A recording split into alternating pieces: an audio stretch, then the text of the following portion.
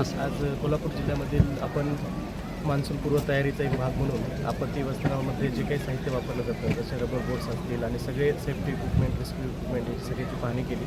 ते सुस्थितीत आहेत की नाही ह्याची पण तपासणी केली आणि त्याचे काही डेमो घेण्यात आले. यासोबतच इथं मोठ्या प्रमाणात आमचे व्हॉलेंटियर्स जे KDRF टीमचे आहेत ते उपस्थित आहेत. त्यांचं पण रिफ्रेशर ट्रेनिंग आणि ॲक्च्युअल प्रॅक्टिकल यूज त्या साहित्याचा कसा करायचा याबद्दल सगळं ट्रेनिंग आज दिवसभर चालणार आहे आणि पुढचे 3 दिवस पण चालणार आहे. जिल्हा प्रशासन जे काही आपदा याची शक्यता आहे त्या सगळ्यासाठी जिल्हा प्रशासन पूर्ण तयारीत आहे.